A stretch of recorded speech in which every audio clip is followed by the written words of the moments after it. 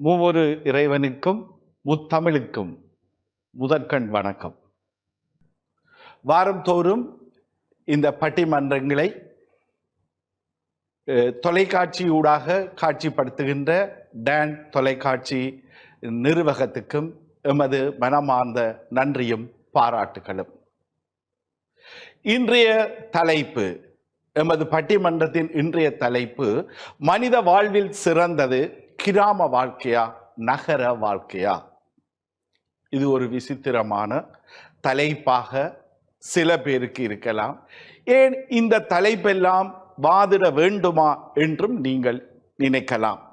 ஆயினும் இங்கே 3 விடயங்கள் முதன்மைப்படுத்தப்படுகின்றது. மனித வாழ்வு, அதில் கிராம வாழ்வு, அடுத்தது நகர வாழ்வு. இதன் அடிப்படையில் மனித வாழ்வு என்பது அன்பு நிறைந்தது, அறம் கொண்டது, சுய அறிவின் ஊடாக மற்றவர்க்கு எந்த துன்பமும் இல்லாமல் வாழ்ந்து காட்டுவது என்பது ஒரு கருத்தாக இருக்கின்றது. அதேவேளை கிராம வாழ்வு என்பது இயற்கை நிறைந்தது, அன்பு கொண்டது, சுயமாக சிந்தித்து செயற்படக்கூடியது, உறவுகளை இறுக்கமாக கொண்டது. நகர வாழ்வு என்று பார்க்கும்போது அதிவேகமானது, ஆயினும் நவீனம் நிறைந்தது, வசதி கொண்டது, அதற்கு அப்பால் மன அழுத்தத்தோடு இயங்கிக் கொண்டுகின்ற, அதேவேளை ஒரு போலியான உறவுகளையும் சூழலையும் கொண்டது என்ற பல கருத்துக்கள் முன்வைக்கப்பட்டுள்ளன. ஆயினும் இங்கே வாதிட வந்திருக்கின்றவர்கள் தமது கருத்துக்களை முன்மொழியும் பட்சத்தில் நாம் அதற்கான தீர்ப்பை நோக்க வேண்டி இருக்கும். அந்த வகையில் நேரத்தையும் காலத்தையும் கருத்தில் கொண்டு முதலாவதாக மனித வாழ்வில் சிறந்தது கிராம வாழ்வுதான் என்று தனது கருத்தை முன் வைக்க வருகிறார் ஆசிரியர் சுதாகரன் அவர்கள். இதோ அவர் தனது கருத்தை உங்கள் முன்மொழிய உள்ளார். வாணி சரஸ்வதி வந்தென்னாவில் குடியிரம்மா, குன்றுடை மலையாய் குன்றாத நெறிகாக்க மன்றிலே தலையாய் வீற்றிருக்கும் நடுவர் அவர்களே, எந்தரப்புவாதிகளே, எதிர்த்தரப்பு விவாதிகளே, வாரந்தோறும் நல்ல கருத்துக்களை கேட்பதற்காக டான் தொலைக்காட்சி அருகே காத்து கிடக்கிற ரசிக நெஞ்சங்களே வணக்கம். இன்றைய விவாத அரங்கினுடைய பொருள் என்னவென்றால், மனித வாழ்வின் மகிழ்ச்சிக்கு பெரிதும் காரணமாக இருப்பது கிராம வாழ்வா நகர வாழ்வா? ஐயா, இதுக்கு ஒரு தலையங்கம் போட்டு பேச வேண்டிய தேவையே கிடையாது. கிராம வாழ்வு தான் ஐயா முக்கியம். காங்கிரீட் காடுகளுக்குள்ளே வாழ்கின்ற வாழ்வா, இயற்கையோடு இணைந்து வாழ்கின்ற வாழ்வா சிறந்தது என்றால் குழந்தையே சொல்லும் என்னென்று, இயற்கையோடு இணைந்து வாழ்கின்ற வாழ்வுதான் சிறந்தது என்று. இன்றைக்கு கூட்டு குடும்பங்கள் எல்லாம் எங்கே இருக்குது என்றால் கிராமங்கள் ஐயா இருக்கு.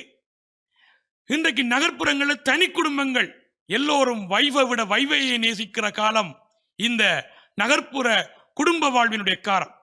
அது மட்டுமில்லை, இந்த நகர்ப்புறத்தை பற்றி சொல்ல போறோம். வாகன புகையாலும், நீங்கள் வாயால விடுகின்ற புகையாலும், தொழிற்சாலை கழிவுகளாலும் நிறைந்து மாசற்று தூசோடு கிடக்கின்ற இந்த நகர வாழ்வு என்ன மகிழ்ச்சியை உங்களுக்கு தரப்போகிறது? கிராமத்திலான் மகிழ்ச்சி இருக்கு, கிராமத்திலான் இயற்கையோடு இணைந்த வாழ்வு இருக்கு. நடுவர்களே, கையொப்பமிடாத எங்கள் பாட்டி சுட்ட அப்பத்தின் சிறப்பை நகர்ப்புறத்திலே இருக்கின்ற இவர்கள் சுட முடியுமா என்று கேட்கிறேன். நீங்கள் கூலாக குடிக்க பழகியிருக்கிறீர்கள், ஆனால் உங்களை பார்த்து ஒரு கேள்வி கேட்கிறேன். நாங்கள் கிராமத்திலே குடித்த ஒடியற்கூளை, குரக்கன்கூளை உங்களால் காண முடியுமா? ஆழம் வேறும் பல்லுக்குருதி, நாளும் ரெண்டும் சொல்லுக்குருதி. இன்றைக்கும் நீண்ட ஆயுள் ஆரோக்கிய தேக சுகத்தோடு வாழ்கிறோம் என்றால் கிராமிய உணவு தானே காரணம். அப்பம், தோசை, பிட்டு, சாமி கஞ்சி, பயறு, உளுந்து. இன்றைக்கு நீங்க சாப்பிட்றதெல்லாம் என்ன பேர் வாய்க்குள்ள வராத பீட்சா, கொத்து, பேகர், புரியாணி. நீங்கள் எல்லாம் நகரம் நகரம் என்று நரகமாகிக் கொண்டிருக்கிறீர்கள். நாங்கள் கிராமம் கிராமம் என்று இன்றைக்கு மகிழ்ச்சியோடு இருக்கிறோம். நடுவர்களே, எங்கட தாத்தா இருக்கிறாரே, நான் பிறந்தோன்னு என்ன தாலாட்டு பாடுவார் தெரியுமா? நடுவர்களே, தெரியுமா உங்களுக்கு? நான் பாடிக்காட்டுகிற ஒரு வரி கேளுங்கள். ஏன் பிறந்தாய் மகனே, ஏன் பிறந்தாயோ, இல்லையொரு பிள்ளை என்று ஏங்குவோர் பலர் இருக்க, இங்கு வந்து ஏன் பிறந்தாய் செல்ல மகனே. அப்போது எங்களோட தாத்தாக்கு தெரியவில்லை யாழ் யூனியன் கல்லூரி சுதாகரனை ஆசிரியனாக்கப் போகிறது என்று. ஆனால் அவர் தன்னுடைய உணர்விலே நின்று கொண்டு பாடினார். இது தாலாட்டு. இன்றைக்கு நகர்ப்புறத்தில் இருக்கிற தாய்மாருக்கு தாலாட்டு பாட தெரியுமா? கேசட்டில தாலாட்ட கேட்டுக்கு போட்டுட்டு போயிருக்காங்க. நீ பாடு. எங்களுடைய கிராமப்புறத்திலே எங்களுடைய குழந்தைகளுக்கெல்லாம் நிலவை காட்டி சோறுட்டிய காலம் போய் நகர்ப்புற காலத்திலே இனியாவையும் இலக்கியாவையும் காட்டி சோறுட்டுகிறார்கள். என்ன ஆக போகிறது உலகம்? என்ன ஆக போறது? எதிர்த்திருப்புவாதிகளை ஒன்றை புரிந்து கொள்ளுங்கள். நீங்கள் நகரத்திலே வாழ வேண்டும் என்றால் எங்கள் கிராமத்தில் இருந்தால் அரிசி வர வேண்டும், பழம், பால், மரக்கறி வர வேண்டும். நீங்கள் வேணுமென்றால் அயராது வேர்வை சிந்தி உங்கள் இன்றைய வாழ்வை துளைத்து நாளை எதிர்காலத்துக்காக பொருளை ஈட்டலாம். ஆனால் வாழ்வை துளைத்து ஈட்டுகின்ற பொருளால் என்ன வரப்போகிறது? ஆனால் கிராமத்தில் அப்படி இல்லையா? கணவனும் மனைவியும் புரிந்து கொண்டு அம்மா, அப்பா, பாட்டி, அப்பம்மா, எத்தனை பேர் ஐயா, ஒருவர் சேர்ந்து 12 பிள்ளைகளை வளர்ப்பது கிராமம். 12 பேர் சேர்ந்து 12 ஹாயாக்கள் சேர்ந்து ஒரு பிள்ளையை வளர்ப்பதுதான் நகரம். இதான் உங்களுடைய வாழ்வு, இதான மகிழ்ச்சி. நாங்கள் கலைகளை, கிராமம் கலைகளை வளர்க்கிறது. உங்கள் நகர்ப்புறத்தவர்கள் கொலைகளையும் கொள்ளைகளையும் வளர்த்துக் கொண்டிருக்கிறார்கள். எங்களுடைய கிராமங்களிலே எங்கே மதுபோதைகள் அவ்வளவு இல்லை. கிராமங்களிலானே அதனுடைய செல்வாக்கு இன்றைக்கு வெளிப்பட்டிருக்கிறது. புரிந்து கொள்ளுங்கள் நடுவர்களே. ஒரு கலைஞர் இன்றைக்கு கலையை வளர்ப்பவர்கள் நாங்கள் சொன்னோம். இன்றைக்கு சினிமா பாடல்கள் எல்லாம் இன்றைக்கு பெரிய கலையாக வளர்ந்திருக்கின்ற யார் காரணம் தெரியுமா? எங்க கிராமம் தான். ஒரு காதல் பாட்டு பாடுற, நான் பேச நினைப்பதெல்லாம் நீ பேச வேண்டும், நாளோடும் பொழுதோடும் உறவாட வேண்டும், உறவாட வேண்டும். அது ஒரு வரி வருது. நான் காணும் பொருள் யாவும் நீயாக வேண்டும், நீயாக வேண்டும். இந்த பாட்டுல அருமையான பாட்டு. நான் காணும் உலகங்கள் நீயாக வேண்டும். எவ்வளவு வரி. நான் பார்க்கிறதை என்னுடைய ஒரு உண்மையான காதல் என்றால் நான் நினைக்கிறது எனக்கு வர கனவு என்ற காதலிக்கு வர வேண்டும். அது மட்டும் இல்ல, அதை சொல்றார், பாவை உன் முகம் பார்த்து பசி மாற வேண்டும். இதுதான் காதல். இது கிராமிய காதல். நகர்ப்புற காதல் சொல்றாரு சொல்றீமா? கண்ணே நீ ஐஸ்கிரீம் குடிக்காதே, எனக்கு சளி வருகிறது. இதான் காதல். உங்களுக்கு நகர்ப்புற காதல். ஒட்டுமொத்தமாக சொன்னால் நாங்கள் தான் தெய்வங்களுக்கு திருவிழா செய்கிறோம். நகர்ப்புறத்தில் இருக்கிறவர்கள் ஆடம்பரத்துக்கு திருவிழா செய்கிறார்கள், விளம்பரத்துக்கு திருவிழா செய்கிறார்கள். எங்கள் கிராம நகரமயமாதல் என்ற போர்வையிலே எங்கள் கிராமங்களை கொள்ளையடிக்காதீர்கள். ஏனென்றால் கிராமங்கள் மட்டும்தான் வரலாற்றை, பண்பாட்டை சொல்லக்கூடிய செய்தி பேணி பாதுகாக்கக்கூடியது. இன்றைக்கு நீங்கள் வைக்கிற பிள்ளைகளுக்கு பேர்ல இருந்து சரி, பண்பாடுகள் இருந்து சரி, இன்றைக்கு கணவன் மனைவி விவாகரத்து, குடும்பங்கள் சீரழிஞ்சு போய்விட்டது. எல்லாத்துக்கும் உங்களுடைய நகர வாழ்வு, நரக வாழ்வு தான் காரணமே ஒழிய எங்கள் கிராம வாழ்வு எப்பவுமே மகிழ்ச்சியாக இருக்கிறது, இருந்தது, இருக்கிறது, இருக்கும் என்று கூறி மீண்டும் மற்றும் ஒரு தொகுப்பில் சந்திப்பேன். நன்றி, வணக்கம். கிராமத்து மக்கள் கூழ் குடித்தார்கள், நகரத்து மக்கள் கூழாக குடித்தார்கள். கிராமம் இயற்கையானது, மாசு மறுவற்றது. நகரம் நரகமானது, மாசு உடையது. இவ்வாறு பல கருத்துக்களை முன்வைத்தார். ஏன் அருமையான பழைய பாடல்கள், கிராமத்து உணர்வை வெளிப்படுத்துகின்ற அருமையான பாடலையும் பாடி சென்றார். இங்கே அடுத்ததாக பேச வருகிறார் ஆசிரியர் ஜசீந்தன். ஐயா, நாங்க வாழ்றது நரகம் அல்ல, மோட்சம் அப்படி என்று சொல்ல வருகிறார் எங்களுடைய ஆசிரியர் ஜசீந்தன் அவர்கள். திசையெட்டு மொழி கொட்டும் புறமிட்டு உரமிட்ட செந்தமிழ் எங்கள் தமிழ், திடமுள்ள நெஞ்சங்கள் புடமுட்டு வாழ்ந்திட்ட வேங்கையின் வீரத்தமிழ், படைகொண்டு வந்தவன் பகைவென்று விளையாடும் பைந்தமிழ் நம் செந்தமிழ். காவலர் நாவலர் பாவலர் வீரமதை பாடிப் புகழ்ந்திட்ட பைந்தமிழ். குறுகத்தரைத்த குரலாயுலகம் தெளியத் தலைத்த செந்தமிழ். குமரி முதலாக இமயம் வரலாற்றில் முடிகொண்டு வாழ்ந்த முத்தமிழ் என்றேன் தமிழன்னியை வணங்கி. துலாக்கோலனே நடுவர் அவர்களே, இங்கு பேச வந்திருக்கின்ற எண்ணணி நண்பர்களே, எதிரணி நண்பர்களே, எங்களுடைய கருத்துக்களை எல்லாம் செவியஞ்சி சித்தரித்துக் கொண்டிருக்கின்ற டான் தொலைக்காட்சி நேர்களே, இந்த கலையரங்கை நடத்தி கொண்டிருக்கின்ற நிர்வாகிகளே, அனைத்து உள்ளங்களுக்கும் எனது கோடான கோடி வணக்கத்தை தெரிவித்து என்னுடைய கருத்துக்களை முன்வைக்கலாம் என்று நான் நினைக்கின்றேன். இன்றைய வாதம் மனித வாழ்க்கைக்கு மகிழ்ச்சியை தருவது கிராமிய வாழ்வா நகர வாழ்வா என்பதுதான். நாங்கள் நகர வாழ்வென்றால் என்ன, கிராமிய வாழ்வென்றால் என்ன என்றதற்குரிய சரியான வரவிலக்கணத்தை கூட இங்கே தராமல் சுதாகரன் அவர்கள் சென்றிருக்கின்றார். காகம் கருப்பென்று தெரிந்தும் இல்லை இல்லை வெள்ளைதான் என்று அவர் வாதிட்டு சென்றிருக்கின்றார். ஆனால் பரவாயில்லை, நாங்கள் ஒரு விஷயத்தை விளங்கிக் கொள்ள வேண்டும். அதாவது மனித வாழ்வு ஆரம்பமாகிய காலத்திலிருந்து அந்த வாழ்வியல் முறை எப்படி வந்து கொண்டிருக்கின்றது, அந்த பரிணாம வளர்ச்சி எப்படி வந்து கொண்டிருக்கின்றது என்ற அந்த முறையை நாங்கள் ஒரு 4 வகையாக பிரித்து கொள்ளலாம். ஒன்று, ஆரம்பகால மனிதன் முதல் நெருப்பை கண்டுபிடிச்சான், அப்போ அவன் சுவை மாறிச்சுது. ரெண்டாவது, அவன் சக்கரத்தை கண்டுபிடிச்சான், போக்குவரத்து அதன் தன்மை மாறிச்சுது. மூன்றாவது, மின்சாரத்தை கண்டுபிடித்தான், அதன் போக்கு இன்னொரு விதமாக வந்துச்சுது. இப்போ நாங்கள் இருக்கிறது ஒரு நவீன யுகம், இணையத்தோடு வாழ்கின்ற யுகம். இந்த யுகத்தில் நாங்கள் வாழ்ந்து கொண்டிருக்கின்றோம். மாற்றம் என்பது என்றைக்குமே மாறாதது ஒன்றுதான், மற்றதெல்லாம் மாறக்கூடியது உண்டு. நாங்கள் நகரம், அதாவது கிராமம் கூடாதென்று நாங்கள் ஒரு நாளும் சொல்ல வரையில்லை. கிராமப்புற வாழ்க்கை எப்படிப்பட்ட வாழ்க்கை என்றால், நான் சொன்னது போல ஆரம்பத்தில் மனித வாழ்க்கையின் தொடக்க நிலையாகத்தான் அதை நாங்கள் கருத முடியும். முன்னேற்றம்தான் மனித வாழ்வின் ஒரு மகிழ்ச்சியை தரக்கூடிய விடயமாக இருக்கின்றது.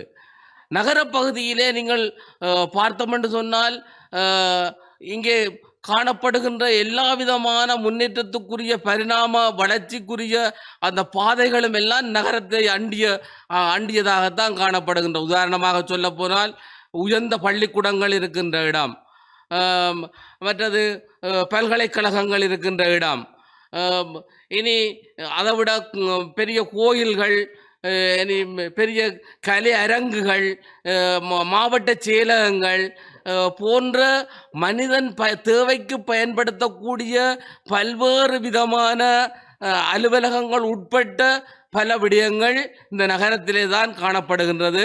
அதை சுதாகரன் மறந்து விட்டார். அவர் சொன்னாரே, கலைகளை வளர்க்கிறோம் நாங்கள், எங்களோட உணவு பழக்கம் இப்படி இருக்கின்ற. அவர்கள் அதாவது கிராமப்புறத்திலே வளர்க்கின்ற கலைகளை நாங்கள் அரங்கேற்றி உலகறிய நாங்கள் ஒரு புகழ்பெற்றவராக வர வேண்டும் என்றால் அவர்கள் நகரத்துக்குத்தான் வந்து தீர வேண்டும். அது மட்டுமல்ல, உணவு பழக்க வழக்கங்களும் அப்படித்தான். ஆரம்ப காலத்தில் பச்சையாக ரச்சியை சாப்பிட்ட மனிதன் பிறகு அதை சுட்டு சாப்பிட வலிக்கிட்டான். அப்படி பரிணாம வளர்ச்சி அடைந்து இவர் சொன்னது மாதிரி நெடுக நாங்கள் கூழையும் கஞ்சியையும் காய்ச்சி குடிச்சு கொண்டிருக்கிறதுல அர்த்தம் கிடையாது. நாங்கள் என்ன செய்கிறோம், இந்த காலம் நவீன காலம் என்றவதால் நாங்கள் பீஸாவை சாப்பிட்றோம். அது ஒன்றும் தப்பு கிடையாது. அந்த காலத்தில் நிலாவை காட்டித்தான் பிள்ளைகளுக்கு சாப்பாடு தீர்த்துன்னு சொன்னால், இந்த காலத்திலையும் நிலாவை காட்டித்தான் சாப்பாடு தீர்த்தோணுமென்ற கட்டாயம் கிடையாது. எத்தனையோ கருவிகள் எல்லாம் வந்து விட்டது. அந்த கருவிகளை பயன்படுத்தி பிள்ளையை நாங்கள் மகிழ்ச்சியாக வைத்திருப்பதுதான் எங்களோட நோக்கமே ஒழிய, நாங்கள் சீரழிக்கிறது நோக்கம் கிடையாது, சீரழிவும் கிடையாது. அதான் எங்களோட வாழ்க்கை வந்து இன்றைக்குமே ஒரு முன்னேற்றகரமானதாக இருக்கணும். பறவையை கண்டான், விமானம் படைத்தான், பாயும் மீன்களின் படகினை கண்டான், எதிரொலி கேட்டான், வானொலி படைத்தான், எதனை கண்டான், மகிழ்ச்சியை கண்டான். அப்போ நாங்கள் என்ன சொல்றோம், நாங்கள் மகிழ்ச்சியாக இருக்கிறோம் என்றால் ஒவ்வொன்றுக்கு ஏற்றது மாதிரி எங்களோட தரத்தை நாங்கள் உயர்த்தி கொண்டு போகிறது தான் எங்களோட மகிழ்ச்சியான விடயமாக இருக்குதே ஒழிய, நாங்கள் அடிமட்டத்திலே இருக்க வேண்டிய தேவை எங்களுக்கு கிடையாது என்பதுதான் என்னுடைய வாதமாக இருக்கின்றது. நீங்கள் என்ன விதமான தேவையை நிறைவேற்ற வேண்டுமானாலும் நகரப்புறத்தை அண்டித்தான் இருக்க வேண்டுமே ஒழிய ஒரு நாளும் நாங்கள் கிராமப்புறத்தில் இருந்து ஒரு விஞ்ஞானியாகவோ அல்லது ஒரு கண்டுபிடிப்பாளனாகவோ உருவாகிறதுன்றது சாத்தியப்பாடு குறைவு. இன்றைக்கு மனிதன் நிலாவை தொட்டு அதையும் கடந்து அங்கால விண்வெளிக்கு போய் எத்தனையோ சாதனைகளை செய்துவிட்டு திரும்பி வாரான். இதற்கு காரணமெல்லாம் நகரத்திலே அமைந்த ஆய்வு கூடங்களும் அரங்கங்களும் தான் என்பதை இங்கே நான் உங்களுக்கு சுட்டிக்காட்ட விரும்புகின்றேன். நான் ஒன்றும் கிராமிய வாழ்வை ஒரு நாளும் நான் குறைப்பிட்டு மதிப்பிடவில்லை. ஆனாலும் கிராமிய வாழ்வை விட நகர வாழ்வு மக்களுக்கு, அதாவது எங்களுடைய வாழ்வியலுக்கு மகிழ்ச்சியை தருகின்றது என்பதுதான் என்னுடைய கருத்தாக இருக்கின்றது. கிராமத்திலே இருந்து நாங்கள் ஏதாவது ஒரு பொருளை வாங்க வேண்டும் என்றாலும் நகரத்துக்குத்தான் வந்து சேர வேண்டும். நகரத்திலே காணாத வளங்களோ நலங்களோ ஒன்றுமே கிடையாது என்பதை கூறி விடைபெறுகின்றேன். நன்றி, வணக்கம். மாற்றம் ஒன்றே மாறாதது. நீங்கள் நிலாவை காட்டி சோறூட்டுவீர்கள், நாங்கள் நினைத்தால் நிலாவுக்கு சென்றே சோறூட்டுவோம் என்று தனது வாதத்தை முன்வைத்தார். ஏன், முன்னேற்றமே மனித வாழ்வில் மகிழ்ச்சியை தருகின்றது என்று கூட கூறினார். ஆயினும் வசதிகள் நிறைந்தது இந்த நகர வாழ்க்கை. அந்த வசதிகளாலேயே மனிதன் மகிழ்ச்சியாக இருக்கின்றான் என்று தனது வாதத்தை முன்வைத்து சென்றுள்ளார். அடுத்ததாக, இல்லை, கிராமத்து வாழ்வே மகிழ்ச்சியானது என்ற தனது வாதத்தை முன்வைக்க வருகிறார் கஜேந்தினி கனகசபை. யாமறிந்த மொழிகளிலே தமிழ் மொழி போல் இனிதாவது எங்கும் காணோம் என்ற பாரதியாரின் கூற்றிற்கு தலைவணங்கி, இப்பட்டிமன்றத்தின் தலைவர் அவர்களே, என் தரப்பு வாதிகளே, எதிர்த்தரப்பு விவாதிகளே, டாட் நேயர்களே, உங்கள் அனைவருக்கும் இந்நேர வந்தனங்கள். இன்றைய பட்டிமன்றத்தின் தலைப்பு, மனித வாழ்வில் சிறந்தது கிராம வாழ்க்கையா நகர வாழ்க்கையா? இங்கு மனித வாழ்வு என்பது ஒரு பூர்ணப்படுத்தப்பட்ட ஒரு விடயம். எங்களுடைய வாழ்க்கையிலே சந்தோஷம், நோய் நொடியற்ற கூட்டு உறவுகளை கொண்டு ஒரு முழுமையான வாழ்க்கையை நாங்கள் அனுபவிக்க வேண்டும். இங்கே எதிர்த்தரப்பு விவாதியவர்கள் ஜசிந்தன் அவர்கள் கூறினார், தாங்கள் விண்வெளிக்கு சென்று வருவதாக. எங்களுடைய கிராமங்களிலே இருந்த மக்கள் ஒற்றுமையாக வாழ்ந்த தன்மையும் ஒரு உறவை மேம்படுத்துகின்ற தன்மையும் இன்று நீங்கள் விண்வெளிக்கு செல்வதற்கு வித்திட்டிருக்கின்றது. கிராம வாழ்க்கையிலே நாங்கள் சந்தோஷம் நிறைந்த ஒரு வாழ்க்கையை காணுகின்றோம். எங்களுடைய கண்கள் அழகை பார்க்க வேண்டும். நீங்கள் கூறுங்கள், உங்களுடைய நகரப்புறங்களிலே நீங்கள் விடிய காலை எழுந்தவுடன் வெளியிலே வருகின்றீர்கள், என்னத்தை காணுகின்றீர்கள்? வெறுமனே இருக்கின்ற செங்கற்களால் கட்டப்பட்ட கட்டடங்கள். கிராம வாழ்க்கையை எடுத்துக்கொள்ளுங்கள். பச்சை பசேல் என புல்வெளிகள், பனி நிறைந்த மூட்டங்கள், மேக மூட்டங்கள், பட்சிகளின் கானங்கள் என்று சொல்லி அடுக்கிக் கொண்டே போகலாம். அவ்வளவு நிறைந்த இசைகள் நிறைந்த ஒரு கிராமப்புற வாழ்க்கையிலே சந்தோஷம் நிறைந்த ஒரு வாழ்க்கை காணப்படுகின்றது. இன்று நாங்கள் இன்றைய காலநிலையை எடுத்துக்கொள்வோம். வெப்பநிலை அதிகம் நிறைந்த காலமாக காணப்படுகின்றது. நாங்கள் இன்று வெப்பத்தால் எல்லோரும் துடிதுடித்துக் கொண்டிருக்கின்றோம். ஆனால் நீங்கள் கிராமத்துக்கு வந்து பாருங்கள். கிராமத்திலே இருக்கின்ற மரம் செடி கொடிகள், அதிலிருந்து வருகின்ற சுத்தமான காற்று, இதன் மூலம் இன்றும் நாங்கள் வெப்பத்தை எதிர்கொள்ளாத தன்மையாக நாங்கள் வாழ்ந்து கொண்டிருக்கின்றோம். நீங்கள் எவ்வளவுதான் ஏசி பூட்டி வைத்திருந்தாலும் இந்த வெப்பத்தை நீங்கள் தாங்க முடியாது, சுழன்று கொண்டு திரிகின்றீர்கள். ஒரு சினிமா பாடல் இருக்கின்றது, கட்டாந்தரையில் ஒரு துண்டை விரித்தேன், தூக்கம் கண்ணை தட்டுமே, அது அந்த காலமே. இதுதான் கிராமத்து வாழ்க்கை. மெத்தை விரித்தேன், சுத்த பன்னீர் தெளிக்கும், கண்ணில் தூக்கம் இல்லையே, அது இந்த காலம். இது நகரப்புற வாழ்க்கை. நீங்கள் எவ்வளவுதான் பஞ்சு மெத்தையிலே படுத்துறங்கினாலும் உங்களுடைய கண்கள் நிம்மதியாக உறக்கத்தை தழுவுகின்றதா? ஒருபோதும் இல்லை. காரணம், நீங்கள் நகரத்தில் வாழ்ந்தாலும் எவ்வளவோ மன அழுத்தத்துக்கு மத்தியில் வாழ்ந்து கொண்டிருக்கின்றீர்கள். கிராமத்தில் அவ்வாறு அல்ல.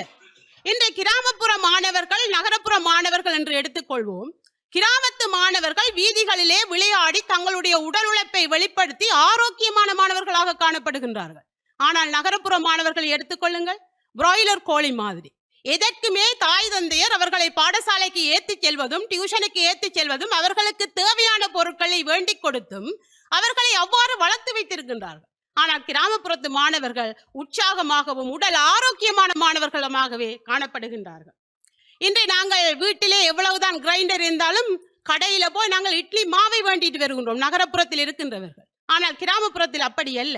பெண்கள் தங்களுடைய கைகளாலே ஆட்டுக்கல்லாலே உளுந்தை அரைத்து இட்லி சமைத்து கொடுக்கின்ற காலம் இன்று வரைக்கும் இந்த கிராமப்புறத்தில் இருந்து வருகின்றது. குக் பண்ணி சாப்பிட்டால் அது கிராமத்து வாழ்க்கை, நீங்கள் ஆன்லைனில் புக் பண்ணி சாப்பிட்டால் அது நகரத்து வாழ்க்கை. இன்று பாருங்கள், நீங்கள் எவ்வளவுதான் பட்டணத்திலே உழைத்தாலும் எவ்வளவு காசு சம்பாதித்தாலும் உணவு என்று வருகின்ற பொழுது கிராமத்தை நோக்கி அந்த உழவு தொழிலுக்கே நீங்கள் வருகின்றீர்கள். விவசாயம் ஒன்று அந்த கிராமத்தில் இல்லை என்று சொன்னால் நீங்கள் நகரத்தில் இருந்து உணவை சாப்பிட முடியுமா? திருவள்ளுவர் மிகவும் அழகாக கூறுகின்றார், உழுதுண்டு வாழ்வோரை வாழ்வார், மற்றெல்லாம் தொழுதுண்டு பின் செல்பவர். நீங்கள் எவ்வளவுதான் வேலைகள் செய்தாலும் உழவு தொழில்தான் மேன்மையானது. மற்றவர்கள் எல்லோரும் ஏதோ ஒருவருக்கு கீழ் நீங்கள் அடிபணிந்தே வாழ்கின்றீர்கள், அடிபணிந்தே வேலை செய்கின்றீர்கள் என்று மிகவும் அழகாக திருவள்ளுவர் கூறுகின்றார். இந்த கிராமத்திலே மனமகிழ்ச்சி சந்தோஷம் எல்லாம் இருக்கும். நாங்கள் எங்களுடைய சுக துக்கங்களை, இந்த நகரப்புறத்திலே இருக்கின்றவர்கள் உங்களுடைய சுக துக்கங்களை எத்தனை பேரோடு பகிர்ந்து கொள்கின்றீர்கள்? ஒருபோதும் இல்லை. உங்களுடைய மனதுக்குள்ளே வைத்து மன அழுத்தத்தை ஏற்படுத்தி நோய் நொடிக்கு உள்ளாகின்றீர்கள். ஆனால் கிராமத்தில் அப்படி அல்ல. ஆலமரத்துக்கு கீழே ஒன்றாக கூடி ஊர்ப்புதினம் பேசி எங்களுடைய சுக துக்கங்களை பகிர்ந்து கொண்டு மன நிம்மதியாக நாங்கள் வீட்டிற்கு வருகின்றோம். இதற்கு காரணம் எங்களுடைய சந்தோஷம், எங்களுடைய துக்கம் எல்லாத்திற்கும் எங்களை கூடி இருக்கிறவர்கள் எங்களோடு அதை பகிர்ந்து கொள்ள வேண்டும் என்கின்ற அந்த எண்ணம். இன்றைய நகரத்திலே வாழ்கின்றவர்கள் எல்லோரும் தங்களுடைய கைகளிலே மொபைல் போனோடு தங்களுடைய வீடுகளுக்குள்ளே வருகின்ற உறவுகளை கூட எதிர்கொண்டு பேச முடியாது, தங்களுடைய வேலைகளை பார்த்து கொண்டிருக்கின்றார்கள். ஆனால் கிராமத்து வாழ்க்கை அவ்வாறு அல்ல. இந்த யூடியூப் சேனல் நிறைய நீங்கள் பார்த்திருக்கின்றீர்கள். பாருங்கள், உங்களுடைய கண்கள் எந்த யூடியூப் சேனலை பார்க்கின்றது? கிராமத்து சமையல், கிராமத்து பண்பாடு, கிராமத்து விளையாட்டு, இவ்வாறாக கிராமத்து என்ற அந்த ஒரு வேர்ட் வந்தவுடனே நீங்கள் அதைத்தான் லைக் பண்றீங்க. உங்களுக்கே தெரியும், வில்லேஜ் குக்கிங் என்று சொல்லி இந்தியாவில் மிகவும் ஃபேமஸான ஒரு யூடியூப் சேனல். இன்னைக்கு ஒரு பிடி எல்லோரும் வாங்க, ஆல்வேஸ் வெல்கம் யூ. நாங்கள் அதைத்தான் பார்க்கிறோம். காரணம், கிராமத்து பண்பாடு, கிராமத்து சமையல், கிராமத்தினுடைய மன உறுதி, கிராமத்தினுடைய நோய் நொடியற்ற உழைப்பு எல்லாமே எங்களுக்கு அது கவர்ந்து நிற்கின்றது. ஏற்பிடித்தவனை எந்த நோயும் எட்டவில்லை, ஆட்டுக்கல்லும் அம்மியும் ஆடும் வரை சிசேரியன் சீண்டவில்லை, உறக்க கத்தி ஓடி விளையாடும் வரை உடலும் உள்ளமும் சோர்வடைந்ததில்லை, மூலிகைகளை முத்தமிட்டு வரும் காற்று அது இருக்கும் வரை இதயம் ஒருபோதும் வேலை நிறுத்தம் செய்ததில்லை. அறுதியும் மிருதியுமாக கூறுகின்றேன், கிராமத்து வாழ்க்கையிலே மகிழ்ச்சி, நோய் நொடியற்ற நிம்மதியான வாழ்க்கை இருக்கின்றது. எப்பொழுதும் கிராமத்து வாழ்க்கை தான் சிறந்தது என்று கூறி எனது கருத்தை நிறைவு செய்கின்றேன். இந்த பட்டிமன்றத்தை பார்த்து கொண்டிருக்கின்ற நேயர்களே, உங்களிடம் ஒரு கேள்வி.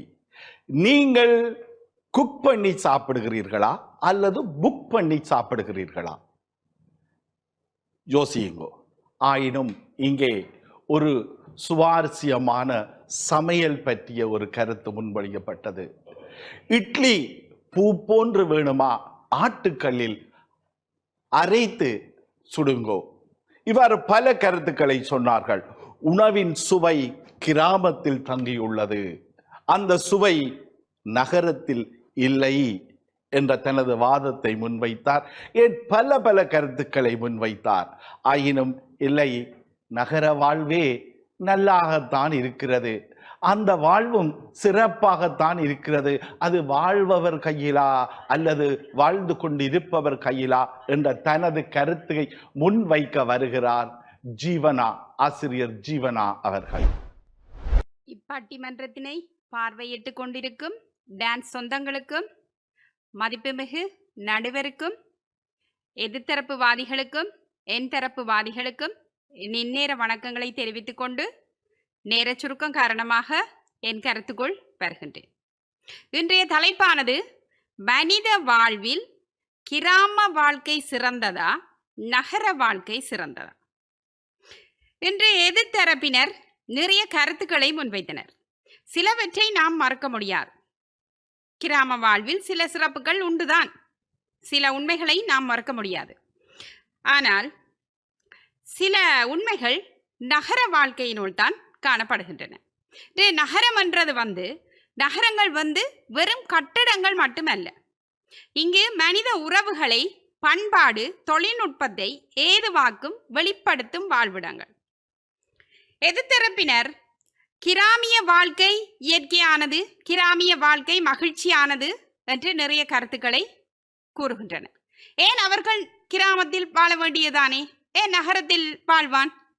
ஏன் நகரத்தில் வந்து வாழ வேண்டியதன் தேவை என்ன? நகரத்தில் காணப்படும் வசதிகள். நகரம்தான் நமது கனவுகளை நனவாக்கும் இடம். நகரம் தொழில்நுட்ப வசதிகளால் நிறைந்தது. உண்மையில் கிராமிய மக்களை நான் மட்டம் தட்டவில்லை. ஆனால் கிராமிய மக்கள் தங்களுடைய வாழ்க்கை முறையை மூட நம்பிக்கைகளால் இன்றும் வாழ்ந்து கொண்டிருப்பவர்கள்.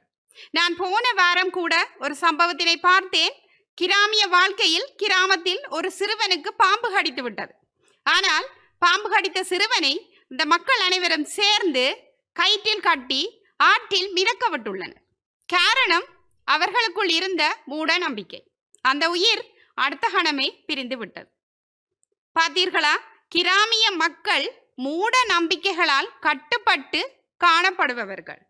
இந்த மகிழ்ச்சி, கிராமத்தில் மகிழ்ச்சி, நகரத்தில் மகிழ்ச்சி இல்லை, கிராமம் இயற்கையானது, நகரம் கட்டடங்களானதென்றெல்லாம் எதிர்த்தரப்புவாதியினர் நிறைய சொன்னிச்சினம்.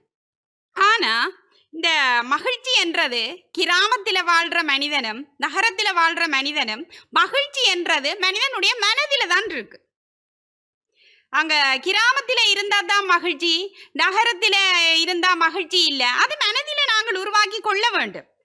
நகரத்தில் இருந்தா மன அழுத்தம், கிராமத்தில் இருந்தா அப்படியெல்லாம் மன அழுத்தம் இல்லை, எல்லாரோடையும் கதைக்கலாம். ஏன் நகரத்தில் இருந்தா நீங்களே மன அழுத்தத்தை உருவாக்கி கொள்கின்றீர்கள்? மன அழுத்தம் இல்லாத வாழ்க்கை முறையை தேர்ந்தெடுப்பது உங்களுடைய கைகளில் தான் உள்ளது. அது கிராமத்தில் இருந்தாலும் சரி, நகரத்தில் இருந்தாலும் சரி, நீங்கள் உங்களுடைய கைகளில் மன அழுத்தம் இல்லாமல் வாழ்வது உங்களுடைய பொறுப்பு. இந்த கிராமத்தில் நீங்க எல்லாம் சொல்லிச்சிடம், கிராமத்தில் நாங்கள் மரத்துக்கு கீழே, ஆலமரத்துக்கு கீழே சந்தோஷமாக இருப்போம். கிராமத்தில் அவர்கள் தங்களுடைய பாரம்பரியங்களுடன், மூட நம்பிக்கைகளுடன், இன்னும் அடிதடி சண்டைகளுடன் வாழும் மக்கள், கல்வி அறிவு குறைந்த மக்கள், விழிப்புணர்வு அற்ற மக்கள். நாங்கள் பத்திரிகைகளிலோ தொலைக்காட்சிகளிலோ பார்க்கும்போது கிராமிய மக்கள் தான் அதிகம் அந்த பாதிக்கப்பட்ட மக்கள். நகர வாழ்க்கையில் உள்ள மக்கள், அவர்களுக்கு நேரம், அவர்கள் தொழில்நுட்பத்துடன் கடந்து செல்லும் மக்கள், தொழில்நுட்பத்துடன் வாழ்பவர்கள், அவர்களுக்கு நேரம் இல்லை. ஒவ்வொரு நாளும் நகர மக்கள் தங்களை அப்டேட் பண்ணிக்கொண்டே இருப்பினும், நகர மக்கள் ஒவ்வொரு நாளும் புதிய விடயங்களுடன் தங்களுடைய வாழ்க்கையில் முன்னேறி செல்பவர்கள். கிராமிய மக்கள் இன்றும் தாலாட்டு பாடல், நிலாவை காட்டி சோறு ஊட்டுதல், அந்த பழமையான கால வாழ்க்கையிலேயே கிராமிய மக்களுடைய வாழ்க்கை முறை சென்று கொண்டிருக்கின்றது. ஆனால் நகர மக்களுடைய வாழ்க்கை முறை இன்று விண்வெளிக்கு போய் திரும்பி வரும் நிலையிலே காணப்படுகின்றது. கிராமிய மாணவன் ஒருவன் என்னதான் திறமை இருந்தாலும் அதை வெளிப்படுத்த எங்கு வர வேணும்? நகரத்துக்கு தான் வர வேண்டும். நகரத்தில் தான் எல்லா சாதனைகளையும் புரிவதற்கான வாய்ப்புகள் அதிகம். ஏன்? நகரத்தில் தான் நிறைய வேலை வாய்ப்புகள். விவசாயம் தெரிந்தவர்கள் கிராமத்தில் தான் வாழ முடியும். நகரத்தில் விவசாயம் செய்ய முடியுமா? இல்லை.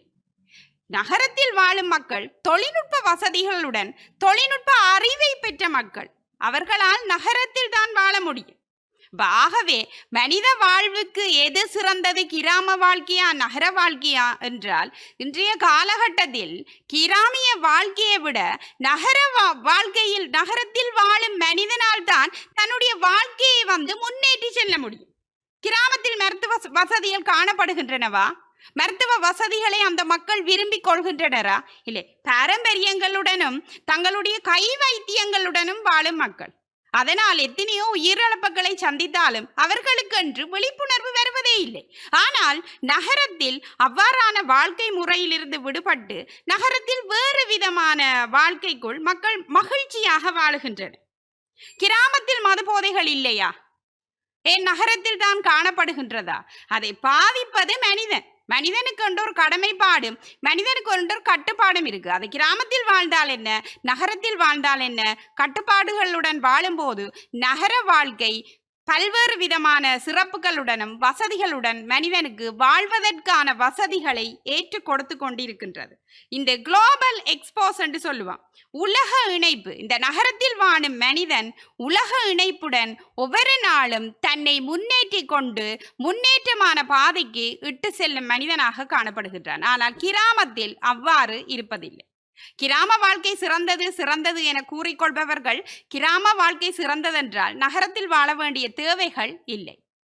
ஆகவே மனித வாழ்வைக்கு எது சிறந்ததென்று கேட்டால் நகர வாழ்க்கையே சிறந்தது என கூறி எனது கருத்துக்களை நிறைவு செய்து கொள்கின்றேன். நன்றி, வணக்கம். கிராமத்து வாழ்க்கை மூட நம்பிக்கை நிறைந்தது. ஆனால் நகரத்து வாழ்க்கை கனவை நனவாக்கும், திறமைகளை வெளிப்படுத்த பல களங்களை கொண்டது. இவ்வாறு தனது கருத்துக்களை முன்வைத்துள்ளார். இல்லையப்பா, எங்கள் கிராமத்து வாழ்வை நீங்கள் வாழ்ந்துதான் பார்க்க வேண்டும், அதை சுவைத்துத்தான் பார்க்க வேண்டும் என தனது கருத்தை முன்வைக்க வருகிறார் ஆசிரியர் ஜனகன். தாய்மொழியாம் தமிழ் மொழியே வாழ்க வளமுடன் என வாழ்த்தி, டான் டிவியை பார்த்து கொண்டிருக்கும் ரசிக பெருமக்களுக்கும் இங்கு வீற்றிருக்கும் நடுவர் அவர்களுக்கும் என் தரப்பு வாதிகளுக்கும் எதிர்த்தரப்பு வாதிகளுக்கும் முதற்கண் வணக்கத்தை தெரிவித்துக் கொள்கின்றேன். இன்றைய தலையங்கத்தை வடிவாக உற்று நோக்குவோம். கிராமத்து வாழ்க்கையா நகரத்து வாழ்க்கையா? கிராமத்து வாழ்க்கை பேரிலேயே ஒரு நல்ல வாழ்க்கை, அது நரக வாழ்க்கை அங்கால இருக்கிறது. உண்மையில் இன்றைக்கு பேச வந்த விடயம் கிராம வாழ்க்கை. எவ்வளவோ, அதான் ஒரு கவிஞன் பாடியிருக்கிறான், இளையராஜா, சொர்க்கமே என்றாலும் நம்மூரை போல வருமா.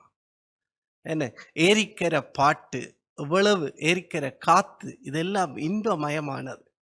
கிராமத்து வாழ்க்கையை தான் பாடி 1990களில் பிரபலியமாயிருந்தது. ஆனால் உண்மையில கிராம வாழ்க்கை பண்பாட்டு அம்சங்கள் ஒன்றுமே குறையாது. பிள்ளைகளை சரி, அங்கிருந்து வளர்ந்தவர்களும் சரி, நானும் ஒரு கிராமத்தில் இருந்தான் வந்தேன். உண்மையில கிராம வாழ்க்கை என்றது முக்கியமானது. நடுவர் அவர்களே, உங்களை நான் கேட்டுக்கொள்கின்றேன், நீங்கள் நகரத்தை விட்டு மெதுமெதுவாக கிராமத்தை நோக்கி செல்கிறீர்கள், உண்மையா? உண்மையில் ஏன் கிராம வாழ்க்கையிலே தான் சந்தோஷமான மகிழ்ச்சி இருக்கின்றது.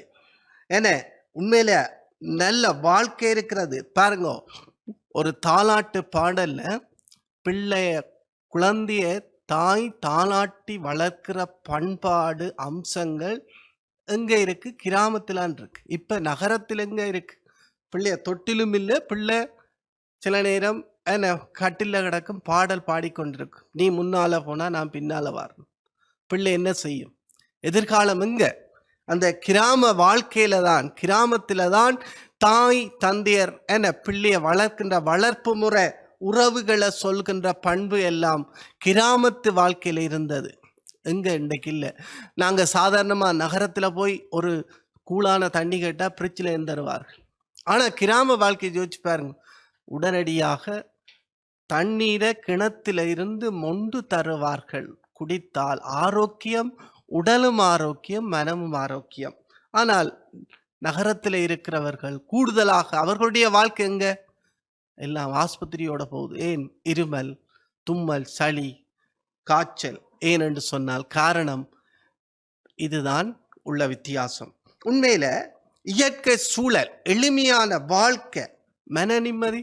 இன்னைக்கு நாங்கள் சொல்லலாம், எதிர்த்தரப்புவாதி ஜீவனா சொல்லி போட்டு போனார், நகரத்தில் அவரவரை பொறுத்து தான் அவரோட வாழ்க்கை சந்தோஷம் இருக்கு. சமுதாயம் என்றது ஒன்று இருக்கு. சமுதாயம், எங்களை அண்டி உள்ளவர்களோடு நாங்கள் வாழுகின்ற வாழ்க்கை, எங்களுடைய சூழல் தான் எங்களுடைய மனதை சந்தோஷப்படுத்துவது. தனிநபரால் எங்களை தனிநபராகவல்ல, எங்களுடைய இருக்கின்றவர்களும் எங்களுடைய சூழலும் எங்களுடைய மனநிறைவை தருகின்ற போது நாங்கள் மனநிறைவான காரியங்களை செய்யலாம். அது இன்றைக்கு இருக்கா? நகரத்தில் ஒருவரை பார்க்க முடியாத சூழல்ல வேலை என்று திரிகிற பண்பாடு காணப்படுது. அப்படிப்பட்ட சூழல்ல கிராம வாழ்க்கையை பற்றி தெரியுமா? கிராமத்து வாழ்க்கை தான் சந்தோஷமான வாழ்க்கை. இன்றைக்கு எந்த வீட்டிலேயாவது உண்மையாக கிராமத்தில் சமைச்சு சாப்பிட்ற வாழை இலையில பரிமாறுற பண்பாடு எங்கேயாவது நகரத்தில் இருக்கா? காணக்கூடியதா இருக்கா? இல்லை. சில நேரம் திருமண விழாக்கள்ல நாங்கள் சில நேரம் காணலாம், ஓரிரு சைவ திருமணங்கள்ல நாங்கள் காணலாம். அது இன்றைக்கு இல்லை. ஒரு அருமையான பரிமாற்றம், அன்போடு பரிமாறுகின்ற பண்பாடு, அதெல்லாம் அந்த பண்பாட்டு அம்சம் எல்லாம் கிராம வாழ்க்கையில கிடைக்கும். ஆனா ரசம் விடவா அல்ல சொதி விடவா, இன்னைக்கு அப்படி அல்ல. செல்ஃப் சர்வீஸ், தூக்கி போட்டு சாப்பிட வேண்டியதான், சாப்பிட்டுட்டு உடனடியாக நாங்கள் என்ன சமைக்குதோ சமைக்கலையோ வெள்ளி அரிசியை சாப்பிட்டுட்டு ஆஸ்பத்திரிக்கு போக வேண்டிய. இதெல்லாம் மனிதனுக்கு தீமையத்தான் நகர வாழ்க்கை கொடுக்கின்றது.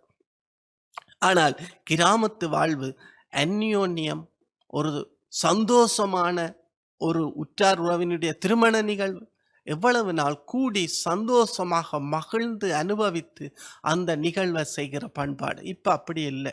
நகர வாழ்க்கையில் அது ஒரு அந்த நேரம் மட்டும் ஒரு 1 hour என்று சொன்னால் அந்த நேரத்துக்குள்ள எல்லாத்தையும் முடிச்சுட்டு வீட்டை வர பண்பாடு காணப்படுகின்றது. அப்ப உண்மையில மன நிம்மதியான கூட்டு குடும்ப வாழ்க்கை இன்றைக்கு எங்க இருக்கு? கூட்டு குடும்ப வாழ்க்கை இன்றைக்கு இல்லை. இந்த கூட்டு குடும்ப வாழ்க்கையெல்லாம் கிராமத்தில தான் இப்பவும் இருக்கின்றது. ஆகவே இன்றைக்கு கிராமத்தில் இருக்கிற மக்களுடைய வாழ்வாதாரமோ விவசாயமோ எல்லாம் கிராமத்தில இருந்து நகரத்துக்கு தான் வருகுது. ஆனா கிராமத்தில் இருக்கிறவர்கள் கற்றறிந்து இயல்பான சூழல்ல இயற்கையோட ரசித்து கற்று நகரத்துக்கு வருகிறார்கள். நகர வாழ்க்கை இப்படியான ஒரு வாழ்க்கையா தான் இருக்குது. ஆகவே அறுதியும் இறுதியுமாக கூறிக்கொள்கின்றேன், நகர வாழ்க்கையை விட கிராம வாழ்க்கை தான் சிறந்தது என்று கூறி எனது வாதத்தை முடித்துக் கொள்கின்றேன்.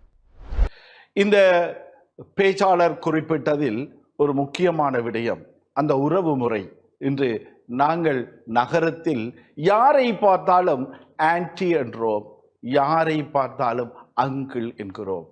ஆனால் கிராமத்தில் அந்த உறவு அத்தை, மாமி, மச்சாள், மைத்துணை, மாமன், மருமகன், குஞ்சியப்பு, குஞ்சியாச்சி, பெரியம்மா, பெரியாத்தை, எத்தனை உறவுகள், எத்தனை விதமான உறவு பரிமாற்றங்கள். இங்கே நகரத்தில் அது தொலைந்து விட்டது என்ற ஒரு கருத்து பல பேரிடமிருந்து முன்மொழியப்பட்டுள்ளது. இல்லை, நாங்கள் நாகரிகத்தோடு முன்னேறுகின்றோம். மனிதன் தனது தேவையை நோக்கி முன்னேறிக்கொண்டே இருக்கிறான். அதற்கு இந்த நகர வாழ்வுதான் சிறந்தது என்ற கருத்தை முன்மொழிய வருகிறார் எமது நண்பன் லோகதீஸ்வர். மூப்பில்லா தமிழ் தாய்க்கு எனது முதல் வணக்கம். நடுவரவர்களுக்கும் எந்தரப்புவாதிகளுக்கும் எதிர்த்தரப்புவாதிகளுக்கும் இந்நேர வணக்கத்தை கூறிக்கொண்டு வேகமாக உள்ளே செல்கிறேன். காரணம், என் தரப்புவாதிகளின் தகவல்களை தொட்டு செல்ல வேண்டும், எதிர்த்தரப்புவாதிகளின் தகவல்கள் சிலவற்றை வெட்டி செல்ல வேண்டும் என்ற கடமைப்பாடு எனக்குள்ளது. அவ்வகையில் எது சிறந்ததோ அதுவே பொருத்தமானது. நடுவரவர்களே, எது சிறந்ததோ அதுவே பொருத்தமானது.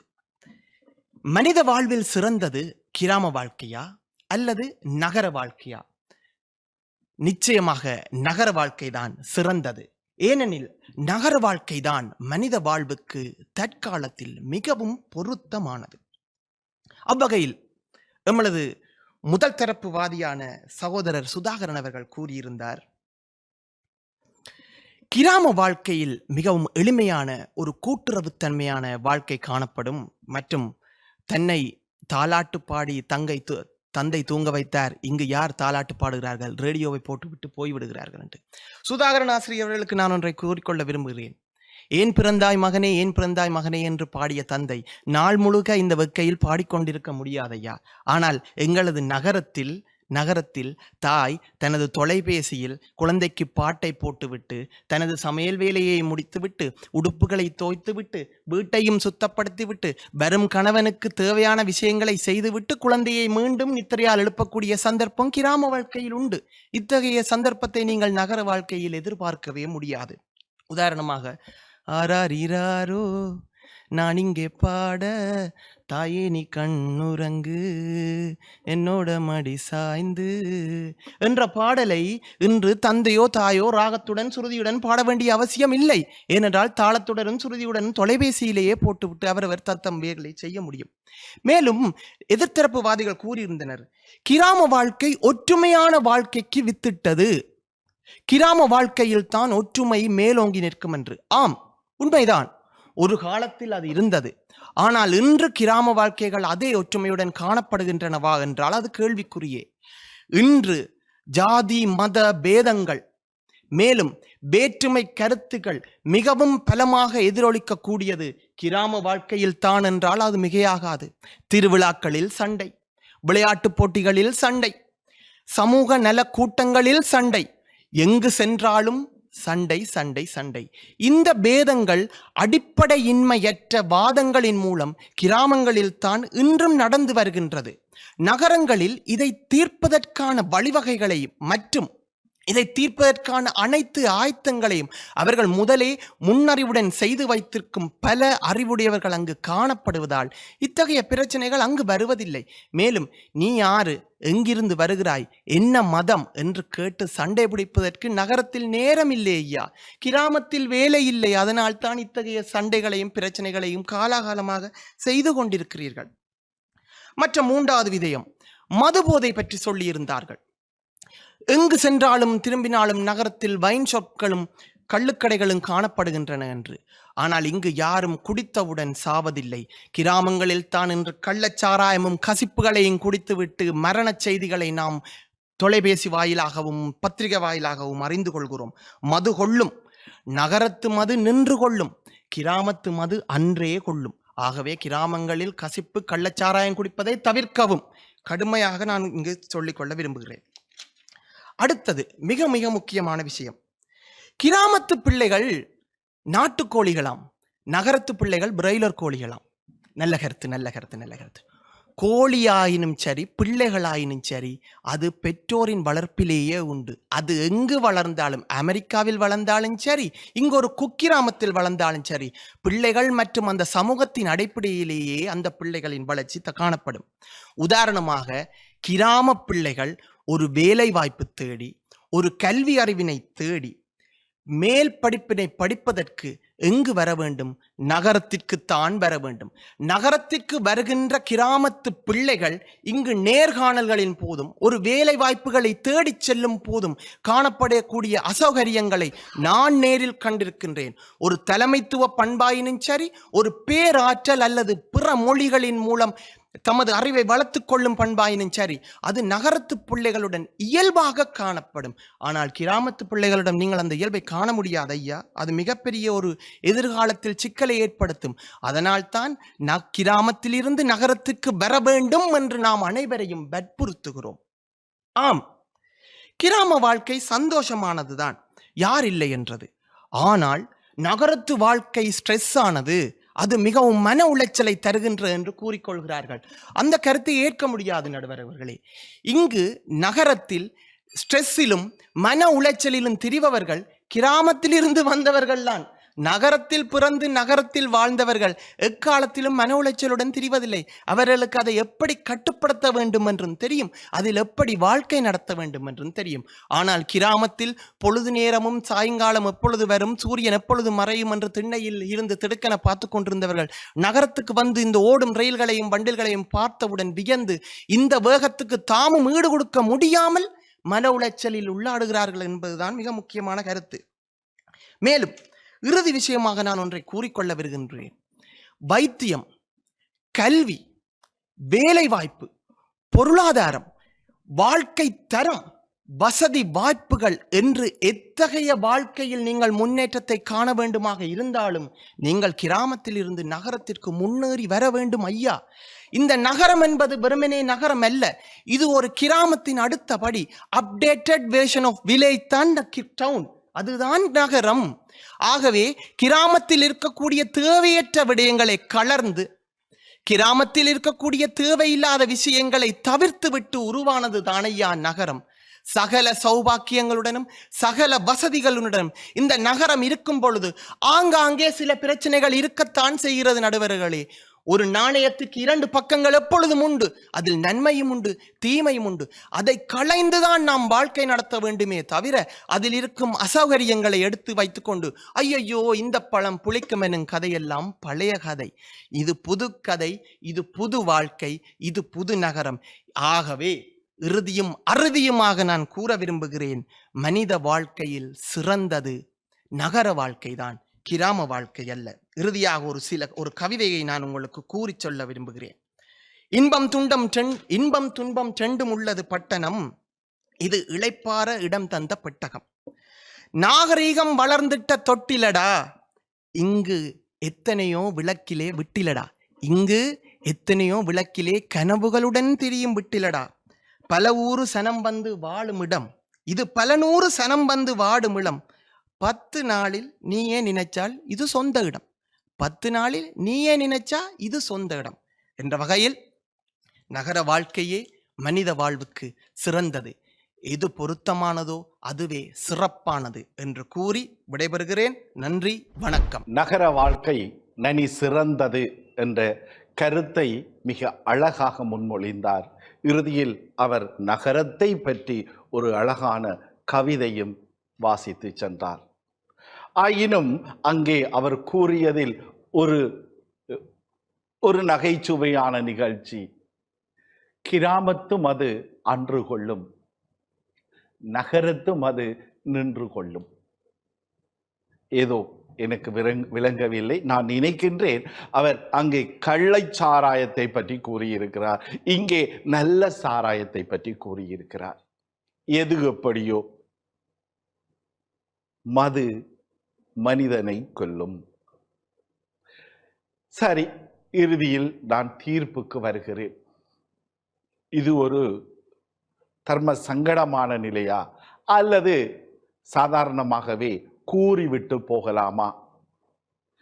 ஏனென்றால் இங்கே ஒரு பேச்சாளர் என்னை ஒரு சாடல் ஒன்று சாடிவிட்டு சென்றுள்ளார். தாங்கள் இப்போது கிராமத்தை அன்றி தங்களுடைய குடியை பெயர்த்துள்ளீர்கள் என்று. நான் கிராமத்திலும் வாழ்ந்து கொண்டிருக்கிறேன், நகரத்திலும் வாழ்ந்து கொண்டிருந்தவன்.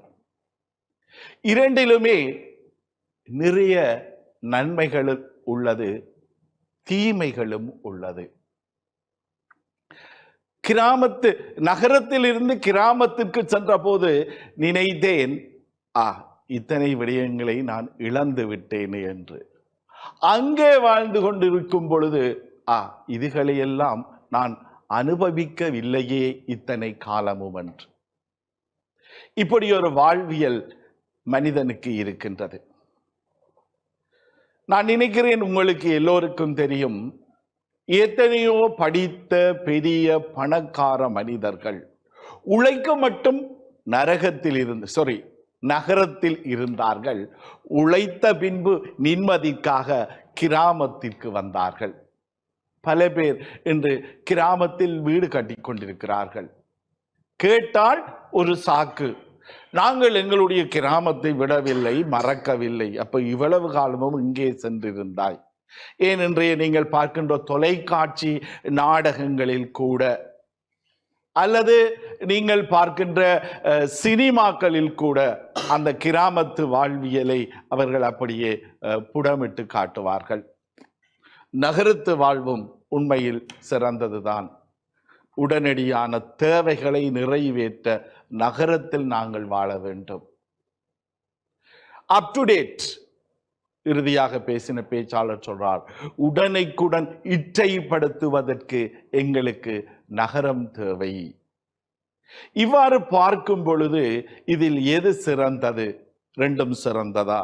ரெண்டும் சிறந்தது என்று கூற முடியாது. ஆகவே நான் ஒரு முடிவு என்று கூற வேண்டும் என்றால் நான் ஒரு சின்ன சம்பவம் என்று சொல்கிறேன். பெரும்பாலும் இங்கே இருக்கிறவர்கள் ஆசிரியர்கள். அதே நேரத்தில் ஒரு சம்பவம், தரம் 10-11ற்கான இலக்கிய தொகுப்பில் இலட்சியமும் சமநோக்கும் என்ற ஒரு கட்டுரை இருக்கின்றது. அந்த கட்டுரையிலே ஒரு சிலப்பதிகாரம் தொடர்பான ஒரு சீன், சேரன் செங்குட்டுவனும் அவரது மனைவி வேண்மாளும் அந்த பேரியாற்றங் கரையிலே வீற்றிருக்கிறார்கள். அருகே இளங்கோவடிகளும் சீத்தலை சாத்தனாரும் இருக்கிறார்கள். எமது சிலப்பதிகார கதையிலே 2 பெண்கள் அங்கே முதன்மைப்படுத்தப்படுகிறார்கள். ஒன்று பாண்டிமாதேவி, அடுத்தது கண்ணகி தேவி. இவர்களில் யார் சிறந்தவர், அல்லது இவர்களில் செயல்களில் யார் சிறந்த செயலை செய்தார்கள்? இந்த கேள்வி இந்த 3 ஆண்களுக்கும் இடையில் எழுந்த கேள்வியாக இருக்கின்றது. ஆகவே சேரன் செங்குட்டுவன் இறுதியாக இந்த கேள்விக்கான பதிலை வேண்மாளிடமே கேட்போம் என்று அவர் திசையை திருப்பி விடுகிறார்கள். உண்மையிலேயே மிகப்பெரியது. பெண்கள் பற்றி ஆண்கள் பதில் கூற வெளிக்கிட்டால், தீர்ப்பு கூற வெளிக்கிட்டால் மிக பெரிய துன்பம். தாய் சிறந்ததா, தாரம் சிறந்ததா? 2ம் தான் சிறந்தது என்று சொல்ல வேண்டும். இல்லாவிடில் எம்பாடு பெரும்பாடு. அதுபோன்று அந்த 3 ஆண்களும் சேர்ந்து வேண்மாளிடம் இந்த கேள்வியை கேட்கிறார்கள். அங்கே அந்த வேண்மாள் மிக அழகான பதில் சொல்கிறாள். அத்திரம் நிற்க. இந்த பதில்தான் இந்த பட்டிமன்றத்திற்கும் தீர்ப்பு. அவரவர் வாழ்வியலுக்கு ஏற்ப அவரவர் வாழ்விடம் சிறந்ததாக அமையும் என்பதே எனது தீர்ப்பாக நான் கூறி இந்த பட்டிமன்றத்தை முடிவுக்கு கொண்டு வருகின்றேன். நன்றி, வணக்கம்.